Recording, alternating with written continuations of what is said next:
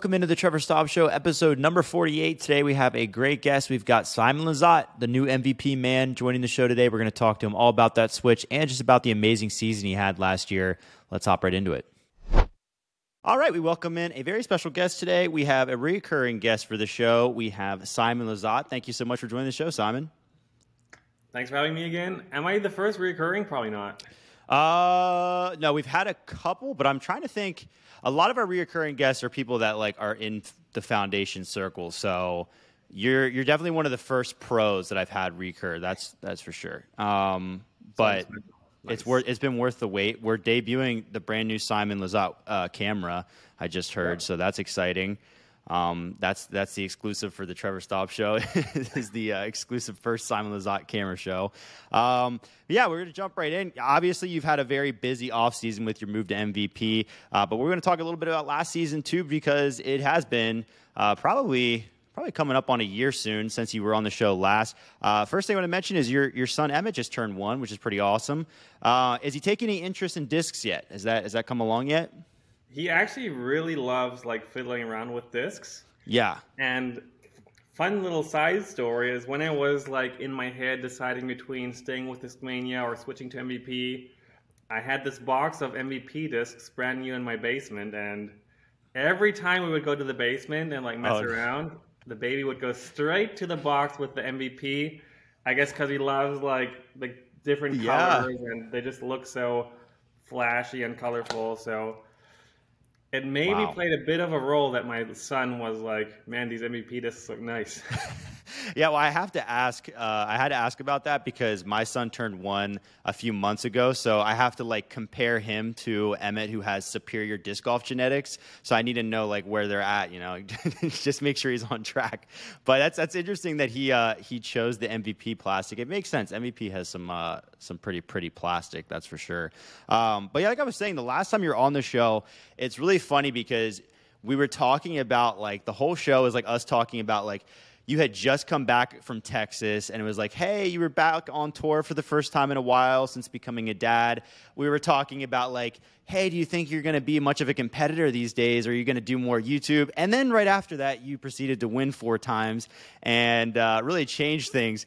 So I wanted to ask about that season in general and start with so obviously the mindset you were headed into that season was you were just trying to have fun and compete and kind of go back to that sphere. When you were getting into the season and you started to win, did you start to feel a shift in your mentality as you began winning and realized that you were one of the best still and were still really in it? Yeah, well, what I was really battling with was my elbow injury. I think it was almost 2 years, maybe even more, where it just was, man, I feel like a tweak every time I throw harder than I maybe should be. And I don't know if that's fun anymore, because if you play with pain constantly, it just gets super depressing. I mean, everyone knows that. And on a professional level, it gets super frustrating on top of depressing. So I was just in my head about man, I don't know if I want to play these monster Pro Tour courses all constantly where we need to throw these massive 500-foot Heiser shots and we need a forehand more and more. If you're not this complete package of a player, you're just not going to do it on tour nowadays. So I was just, of course, kind of doubting, can I do this? Or do I even want to do this? And my YouTube and my other roles in the sport as the entertainer, obviously I've been working super well, first with trick shots, now with vlogging and making fun content. So it all kind of seemed to make sense, to maybe slowly work to that transition of becoming more like a disc golf entertainer than a disc golf professional athlete. Yeah. But then my elbow started feeling better and better. I was feeling huge fear of missing out, the FOMO, that feeling. When I was watching tournaments I wasn't at. So I was man, maybe I still want to compete. And I started putting practice in my basement every night, super basic, 25 footers, for 20, 30 minutes, couple hundred putts a night. And I started building confidence. And I would go into every tournament with just super low expectations and kind of with the mentality of, this is rehab for me right now. No pressure whatsoever. Just play your game. I've said that so many times now. And Yeah, last year GD Open, where I got second place in these crazy conditions. That was, of course, a tournament where I didn't really think like, oh my God, I'm so good again. It was like 25, 30 mile an hour winds. Right. It's anyone's game at that point. But then what happened on the West Coast, the back-to-back weeks, Stockton, OTB Open alone, was pretty mind-blowing. It felt like kind of like a huge weight off of my shoulders. I think most of the relief I felt was like for the fans and my sponsors, that I know so many people root for me and like want to see me do well and win. And it hasn't happened much before last year, in the last 3 years at least. So I really felt like, oh, finally everyone's going to be happy with me, which is my main goal, which is not always a healthy goal to have, is try to please everyone. But no, it really felt like finally all the Simon fans can finally like crack a beer and be happy. Yeah, well, certainly. I mean, yeah, definitely a relief to get the wins on tour. You know, it certainly really, really helps in a lot of different ways. Now that you kind of had that season and really you've almost rewritten yourself as a competitor and rewritten those expectations, does that mean like now going into this year, are you feeling additional pressure? Or are you working really hard to kind of keep that mindset of just like low expectations, just see what happens? Yeah, well, I've looked at it really realistically, I think. And if you look at my wins last year, Ricky wasn't there for 2 of them. Eagle wasn't there for any of them. Yeah. I think Paul was there for all of them, but that's like the only top guy that you would think would beat me every tournament, who was there all the time. So I think with a full field, it's a whole different story again. And I know Eagle is completely ready to attack. And talking about the pressure this year, I kind of removed that pressure for me with the new bag. Yeah. Because, of course, there's a different expectation now, I guess. But at the same time, I have a completely different bag now. Yeah. Which, in a weird way, removes some pressure because everyone will understand, oh yeah, he's getting used to the disc. Let's give him a couple months, couple tournaments to kind of get used to it and figure that out. Because everyone who's thrown, I'm just going to say, normal disc versus an MVP overmold disc knows that there is a difference, and they feel a bit different in the hand. They fly a bit different. Even though James Conrad managed to pull off a world championship win after he switched. But no, I'm going in with, at least feeling wise, as far as I can tell, who knows what's going like deep down inside me, what's going on there. But I feel like very low pressure. I feel like, I don't know, overwhelming the feeling I have of just feeling like it's super valued and really like special in the position I have right now, and kind of just like in a great position to kind of just do my job. That's really what I feel. Yeah, that's certainly a great spot to be in. Well, yeah, let's talk about your move to MVP then. Obviously, that's been, the big thing this offseason. Certainly stirred up a lot of things, made plenty of headlines. So before all the events occurred that did, and however far back that has to be before any of this really was stirred up, did you just assume that you would retire on Team Disc Mania? Was that really all you ever thought about? Yeah, like I said in my Disc Mania departure video, anyone who would have asked me, like, what's the deal with Disc Mania, I would always say Disc Mania for life. Like, that was my line forever, basically. And it still would have been only like 4 months ago. But then a couple phone calls, one lunch meeting later, and like my whole world was kind of just like flopped over. And of course, I have thought about in the past what it would be like, what it would feel like to play for a different team. I hate saying team because we're not really teams. I mean, we are in a sense, but not really. Play for a different sponsor, I'll say, with different equipment. And it always was a bit intriguing and interesting, but I definitely never felt ready for that move. I never felt like, man, I really, really want this, because I felt, I don't want to say the word bored with where I was at, but it was the same thing for a decade. And everyone who's worked somewhere at the same place for a decade knows, like, no matter how cool and fun it is, at some point, you've just seen it all. So, yeah, once I received this offer, not only, of course, financially, my mind was blown, but also this feeling of, wow, a new chapter in my life that like a new motivation really was really what made me go like, I have to do this now, because it felt like now or never for me. Yeah, no, I totally get that. And a lot of players I talk to, somebody who I was just talking to recently was Anthony Barella, and he had just switched after being with Innova forever. And he kind of was explaining the feeling of like new and how much that was really, sparking his love for disc golf again. Was that a similar thing? Like you walk in, there's all these new choices, you're building a new bag. It's, after years and years and years of throwing the same molds in your bag, which is great that you've had that consistency. But like you said, eventually another DD3 is another DD3. Like it kind of does become the same thing. So was it kind of like this fresh start for you to feel like the love of choosing discs again? 100%. Yeah. I mean, I am a player who gets burned out super easily from throwing. Like at the end of every season, even the last handful of tournaments every year, it feels like a chore to go, which is weird because for any disc golfer, a tournament weekend is like the highlight of the freaking year or the month, whatever. Like you look forward, even pros, we look forward to go travel these cool places and play these amazing courses and compete. But if you do it every weekend or every other weekend, it's like, for me at least, it starts feeling like a chore at the end of every season. Yeah. And when was it? 2020. It was last year. No, 2021, 2 years ago.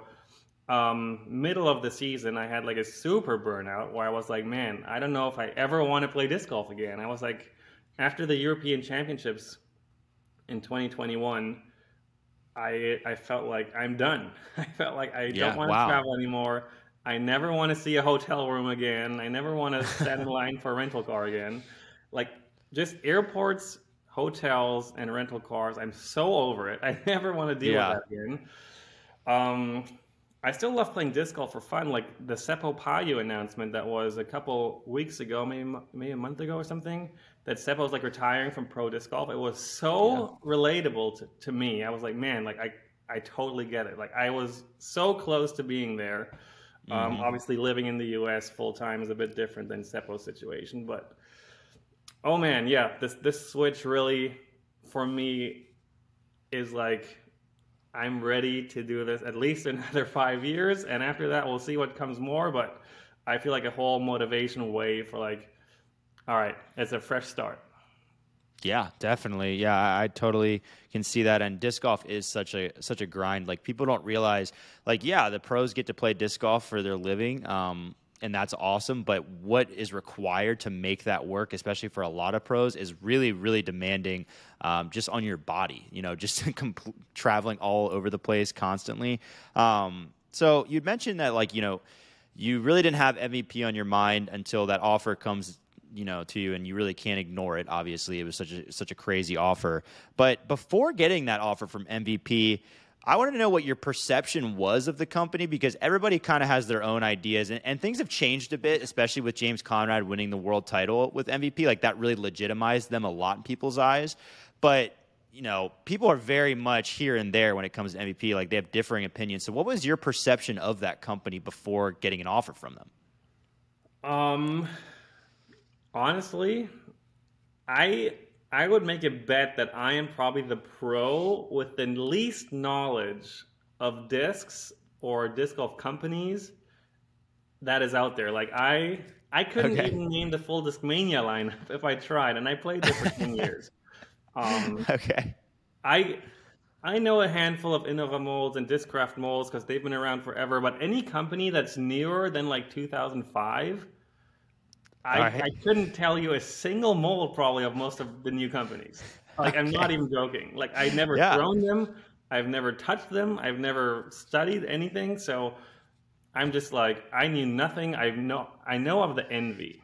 That's all I basically knew. I knew James Conrad was on the team, and I knew that the Envy existed, and everyone is obsessed with it. And people I started talking to right when I started talking about MVP, everyone was like, dude, you can bag an Envy. That's like the best putter ever. Like you and the Envy will be like a match made in heaven. So that's really all I knew. Of course, I have Maple Hill around the corner here as a home course, and they are a big MVP course. But then again, you see the big MVP banners, and that's about as far as it would go. But yeah, all I've heard about the overmold technology was like, yeah, it probably doesn't work, but some people say it works, and some people know it works, and some people guarantee it's a gimmick.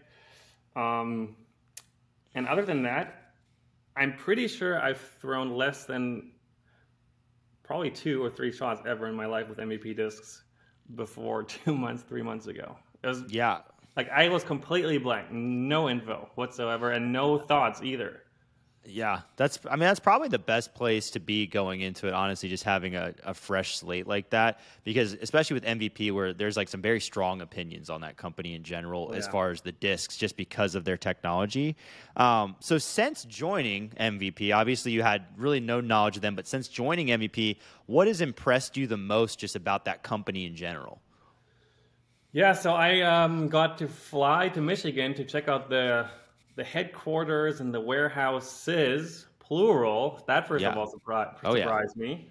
Then the sheer size of their operation shocked me. I was like, I don't want to go overboard here, but I was mind blown of what I was looking at. Like, they are big. Like, they have so many things going on, and I was just like walking around, like everywhere I looked, I was like, wow, I've never seen anything like it. And they showed me molding machines, which I've never seen in my life, because Innova is like extremely secretive about them.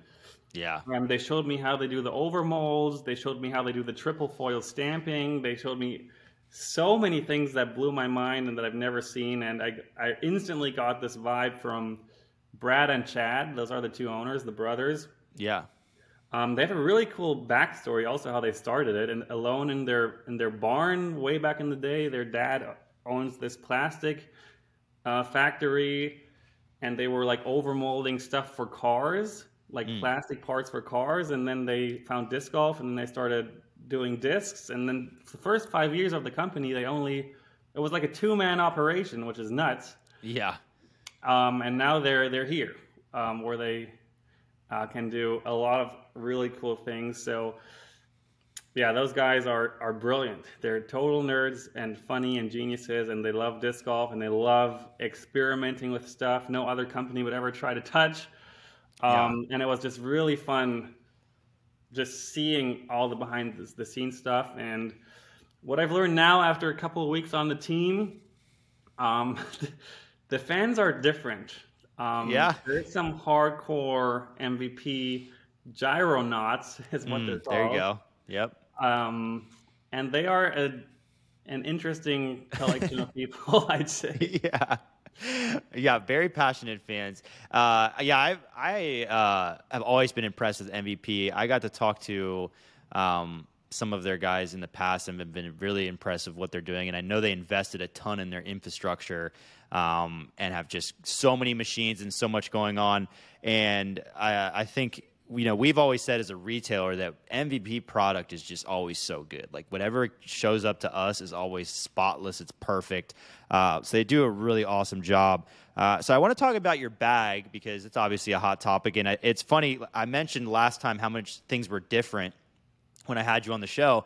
And the last time you were on the show, I was asking you about your bag, because it was right when Disc Mania had transitioned to a new manufacturer. They were moving away from Innova. So I was kind of having to have you explain, like, oh, are you throwing the new molds? How are you replacing things? But now it's a whole different ballgame, because now we're scrapping them entirely and we're going to MVP. So when you first make the switch and you realize, oh my goodness, I'm no longer going to be throwing MD1s and MD2s and FDs and all those, like the same molds that you've literally been throwing for a decade, was that like very nerve-wracking and overwhelming, or was it just mostly excitement? I wouldn't say nerve-wracking. I would definitely say overwhelming a bit. One of the first things I did was open the Streamline, the Axiom, and the MVP websites and look at flight numbers, which is also a funny story, because if you would have asked me 2 months ago what flight numbers mean, I have no idea. I know the first one's speed, and that's as far as flight numbers go for me. And I would say probably any pro doesn't really care or know about flight numbers. I looked at flight numbers and started studying which discs compare to what and how do they compare to each other in the different lineups. And they really help for someone who has no clue on what they're looking for, really. So I really got into flight numbers. And then there's this great website. It's called TryDisc. Yeah, yeah. Where you can compare discs to other brands. And there you go. Awesome website. It's a really awesome website. So I went on there and tried to compare stuff to Disc Mania's lineup and just to try to find slots in the bag. But, you know, as everyone knows who takes disc golf seriously, like, you don't know how a disc flies until you throw it, because every run of disc is going to be a bit different. For every person, it flies a bit different. So it was a lot of trial and error. I did a lot of field sessions. I'm saying a lot. By that, I mean like 10 in the last couple of weeks. So the weather up here has been a struggle. But no, I instantly fell in love with a couple molds. The Hex, I mean, I've talked about it enough. I don't have to repeat myself again, but it's such a great point and shoot mid-range that goes freaking 450 feet for me. It's so fun to throw. And this, like the Pyro, Deflector, just super solid discs where I instantly not just felt, but also after watching myself throw them, I was like, this is going to be no problem at all. And the putter instantly fell in love with the glitch. I've talked enough about that as well. It's a great warm-up disc, throw and catch, trick shots. Who knows what's going to come with the glitch, but I have some pretty fun ideas. And then, of course, Envy, Proxy, a great little putter pair for upshots. And then my putting putters, that's probably where it became a bit tricky for me, because I chose the Anno just because feeling-wise they felt closest to a PD2, at least profile-wise. Yeah. But inside they have this little rounded rim. Yeah. Which is different. Very different. I've been putting every morning now for about an hour. So I've thrown a couple thousand putts with them. I don't think it bothers me. I feel like I'm putting better than ever right now, to be honest. Wow. But who knows? It won't show until you test it in a tournament. Sure. And the biggest question mark right now is the distance drivers for me, because for some reason, I'm still not sure why exactly, MVP doesn't have a 12 speed in any of their lineups, which is bizarre because it's the most popular speed or mold for any company's distance driver. It is true. I guess MVP really loves just being different. And any way they can be different, they want to be different. So they have a bunch of 13 speeds that are a bit wider rim, and then they have 14 and a half speeds, which are insanely wide rims. But actually, there's the Dimension and the Delirium, which are two 14 and a half speeds. That one is really overstable, like a PD2, I'd compare it. And then the Delirium is more of a straight distance bomber, like a DD3 kind of. But the width of the rim is definitely noticeably different. But other than that, I've been working with those two. I guess the 11 speeds in MVP are probably the most popular, like the Photon, the Defy, the Zenith. Yeah. At the end of the day, I'm honestly not worried right now. I'm just really looking forward to testing it in a real life like scenario, because I can go play Maple Hill as many times as I want with these discs. It wouldn't really show me how they act and turn and play, and then on bigger courses with more wind and stuff. Yeah, definitely something to be discovered. One thing that I noticed from your vlogs, and you mentioned using like TryDisc as a tool, is you've kind of been trying to replace Disc Mania molds directly with MVP molds. Like, this is going to be my PD, this is going to be my PD2. Some players that I've talked to, like, just kind of scrap everything and build from scratch, whereas you are definitely trying to recreate what you had, which I cannot argue with because you won 4 times with it last year, so like that makes sense. So have you had success doing that for the most part, or have you kind of like decided maybe I need to change some of my shots to accommodate the molds that are the best for MVP? Yeah, I definitely need to change some stuff. Like, that gap of the 12 speed is very noticeable, and going from a 12 speed to this really fat 14 speed it's a very big change, just feeling wise. And also they act a bit different in the air, just because how do I say this right?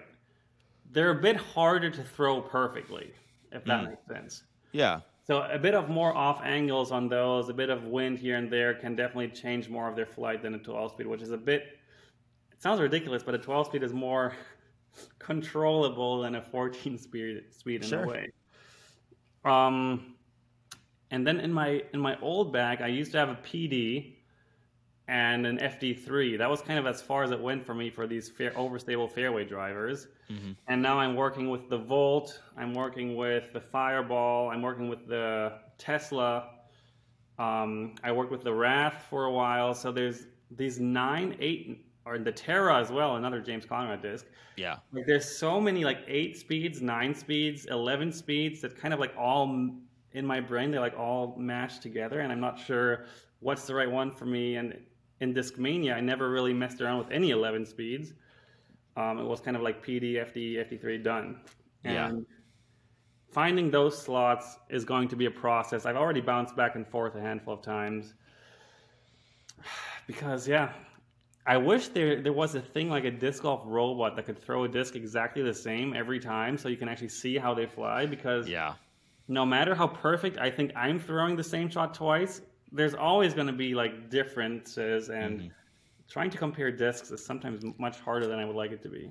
Just want to take a quick break from that interview to tell you about the Foundation Disc Golf Patreon. If you are not part of our Patreon, we call it the Heiser Club. And being a Heiser Club member allows you to have all kinds of awesome benefits. This includes a weekly podcast that's exclusive for them. We do an exclusive monthly video. We do discounts, exclusive drops, exclusive stores. There's all kinds of awesome things to look at that only our Patreons get access to. So if you want to check that out, we have a few different tiers, very affordable. You can go to patreon.com/Foundation Disc Golf. Check out the Heiser Club, see what we're offering, and make sure to join if you're interested.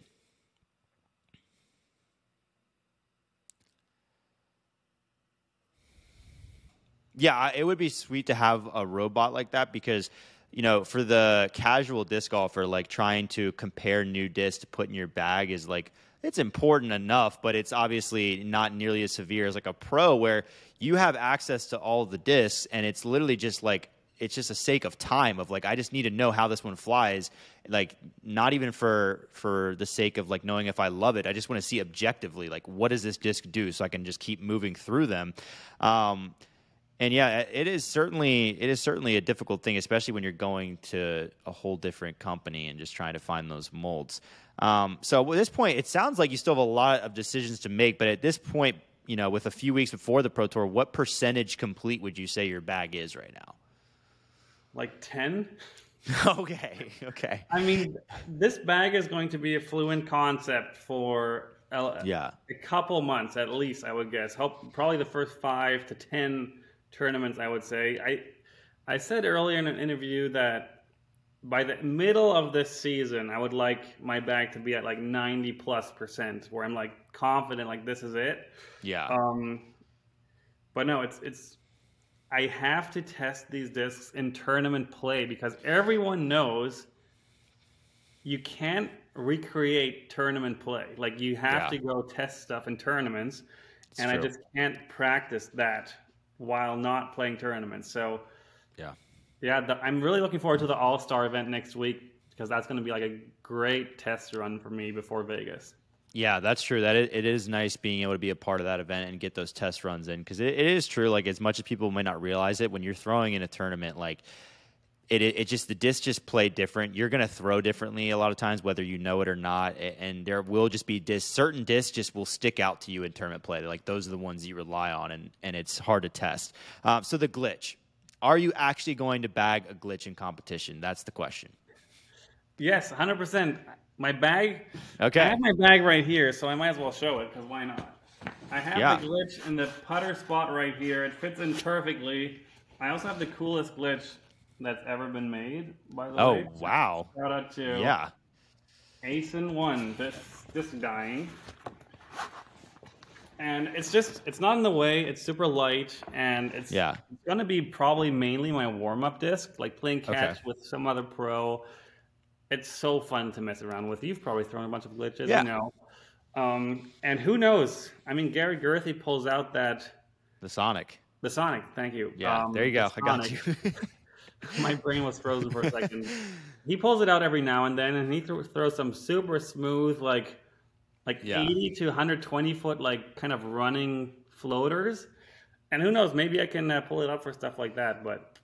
Again, I got to test it in tournament and see if it ever makes sense. Do you think like having that disc in your bag might tempt you into throwing like shots that you shouldn't throw because it's there? Oh, yeah. Yeah, I remember a shot that I threw a Waco hole 18 a couple of years ago with my putter back then. And that would be a perfect scenario, maybe if there's some tailwind to try and show off. Throw like a 450 shot glitch shot over water. Yeah. Definitely going to happen, most likely, but only in scenarios where I know I'm not going to win. Okay, yeah, makes sense. Well, people will definitely look forward to it because seeing the limitations of that disc will be fun. So you mentioned earlier, MVP disc flying differently, and I've thrown some gyro, and we've messed around with it here and seen that it does seem to have differences. So what do you notice different when you're throwing the gyro disc versus what you're used to? What do I notice? Well, mainly they feel different. And the wider the rim gets, the more you kind of notice that there's two molds instead of one. Okay. And when you're talking about the drivers, they come out very flat. And I talked to Chad. Chad is their disc designer, and he works with all the machines there. The reason they come out flat is a lot because of that overmold, because they're molded together. And that's one of the main things that I want to be changing soon, is trying to really force them to figure out how to make a bit of a dome. Because, you don't need dome for putters or mid-ranges or even fairway drivers necessarily. But for the distance drivers, like a bit of a dome it just adds some glide, adds some carry. So it would be really nice to get some Panics or some Octanes with that little dome. They would just bomb because... Yeah. I mean, the math is there. The science is there. Like, technically this works. Like, there's... Yes. I guess it won't be proven until we have that robot throwing. We need that robot. I haven't personally made that test yet, but that's obviously going to be a YouTube video that will come one of these days. Right. Actually, I have something really fun coming. I guess I can tease it a bit because I sent some of my discs out of my old Disc Mania bag to Chad, and he's going to overmold them. Wow. Okay, that's going to be sweet. Rim off from the actual disc and put a gyro rim on it. Oh my goodness, that's incredible. I sent him some pretty hilarious discs to do that on, and people are going to lose their minds when they see some of my old bag with a overmold on it. It's hilarious. That's incredible. But no, flight-wise, I don't know. Damn, I don't know. I wish I would have prepared for this question on how to describe how they fly different. It's one of those things. I talked to James Conrad at Germ's wedding last November when I first started talking to MVP. And all that James said that, like, yeah, they fly a little different, but you get used to it. But you can't really explain on like what's different. But somehow they just fly a little different. That's how I'll put it.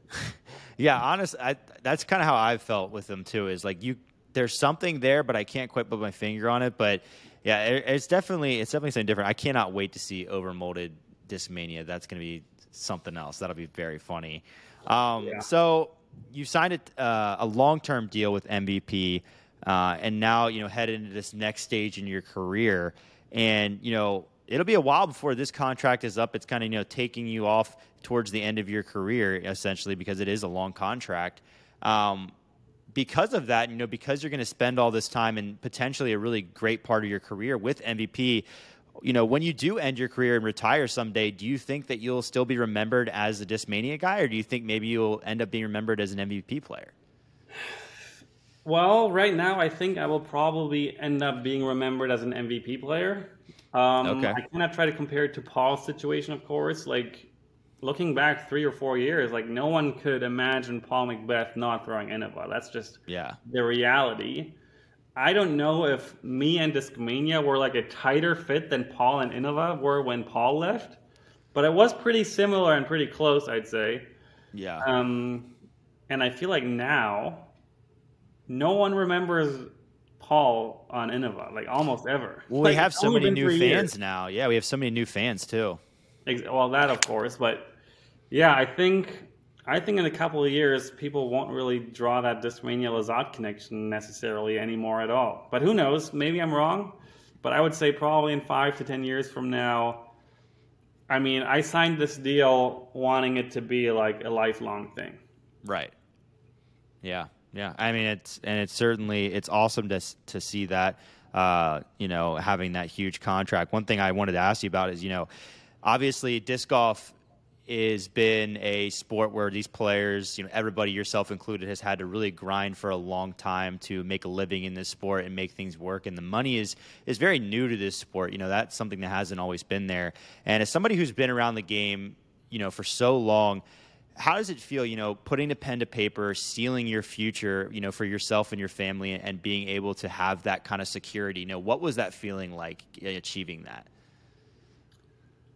It was the day I signed was a crazy day. I can actually tell a little story about that day. So basically, Natalia's my wife, we were thinking about moving, and we found this house also in Massachusetts. It was just a bit of a nicer house, and we toured it, and we loved it. It had 11 acres of land. It had a huge, detached barn that I could have built into, my own training facility.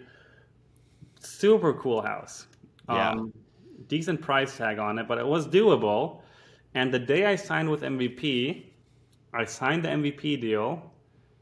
We made an offer on the house. Nice. And we flew to Germany. So that was December 7th last year or something like that. So it was a day where my brain was like, holy cow, I just signed the craziest deal ever. And I made an offer on this insane house. And I'm taking my freaking 10-month-old son to freaking Europe. My mind was just I need a break. Give me a beer and let me sleep or something. That was a wild day. But no, I think every generation of disc golfers were talking about this. Dude, one day we'll be there. One day this will all pay off. Yeah. And that I am the generation where for a handful of people it did pay off now. Mm-hmm. It's crazy, but as long as I can remember, we always talked about it. And I know I toured with Avery my first year here, and he was touring for 15 years at the time, and they've always talked about it. Dude, one day we'll be making six figures like that. Right. That was the main goal always, because it feels like once you make six figures in a year, that's when you made it. From there, you can build whatever you want, basically. Right. That's stable and consistent. You don't really need more than that. And everything now that's happened in the last 2 or 3 years, one mind blow after the next, basically. It's just really crazy. Hopefully it's sustainable. That's still a bit of a question mark in my mind, but disc golf has some really good and smart people working behind the scenes. So I don't know. I still trust the process. I'm going to do my job, which is making disc golf look fun and entertaining, and I'm going to try to do that as best as I can. And I think if we all work more together than against each other, I think it'll be sustainable. And even these crazy contracts will be worth it for the companies, and will bring crazy talent to the game in the next couple of years, because every parent who loves disc golf now has a little kid and is going to be like, you go practice. It's worth it. Yeah.